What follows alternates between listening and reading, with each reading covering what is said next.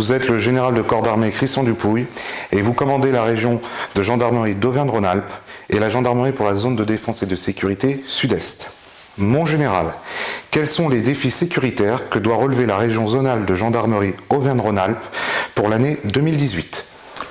Alors bonjour. Les défis sécuritaires de la région Rhône-Alpes, c'est d'abord les défis nationaux, et au premier rang desquels, évidemment, la lutte contre l'islam radical, puisque en Auvergne-Rhône-Alpes, nous sommes très directement concernés par cette question, et la gendarmerie prend toute sa part au suivi des individus radicalisés, au suivi des individus qui figurent dans le fichier des signalements des personnes sujettes à radicalisation. Donc nous avons un certain nombre par département, certains départements plus que d'autres d'individus que nous suivons en liaison avec nos camarades de la DGSI ou du renseignement territorial. Donc c'est vraiment la préoccupation majeure, actuelle évidemment, pour nous en Auvergne-Rhône-Alpes. Après, le sujet le plus classique de préoccupation, c'est les atteintes aux biens. Donc les atteintes aux biens, 100 000 atteintes aux biens sur Rhône-Alpes, 115 000 avec l'Auvergne. Sur 180 000 crimes et délits, vous voyez quelle part prennent ces atteintes aux biens, très conséquentes. Donc les cambriolages, les vols à la roulotte sont pour moi un souci premier. Depuis bientôt 4 ans, je suis présent sur Lyon, avec des actions qui sont très ciblées sur certaines catégories d'individus à risque. Là encore, par groupement, la situation varie d'une manière conséquente. L'Isère, c'est 25% de la délinquance de Rhône-Alpes sur un seul département, c'est très, très important.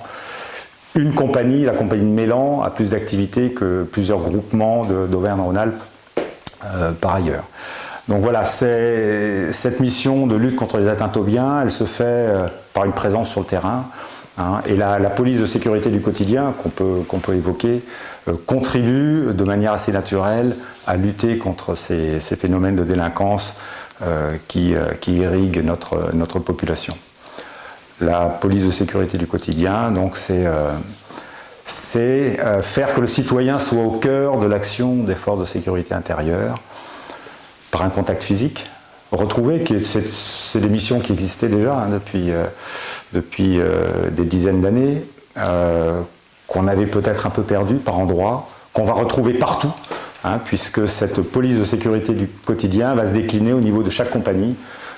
Il s'agit d'avoir des brigades dont l'essentiel de l'activité, ou des groupes au sein d'une brigade importante, dont l'essentiel de l'activité sera tourné vers le contact de la population.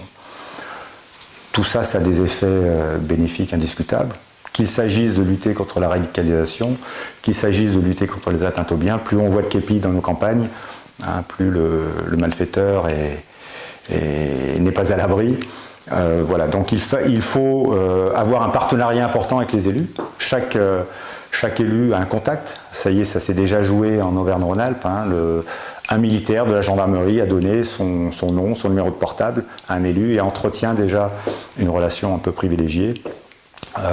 Cette proximité de la population fait qu'on a davantage de renseignements. Donc c'est vraiment une relation gagnant-gagnant. Et puis une plus grande disponibilité. L'idée, c'est de faire du sur-mesure. Telle compagnie n'a pas besoin d'avoir la même politique que la compagnie voisine.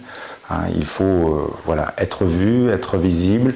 Et puis nous bénéficions d'un atout considérable de connectivité avec Néogende, qui permet d'avoir le poids de la brigade en itinérance alors que nous sommes en déplacement pour visiter une ou plusieurs communes.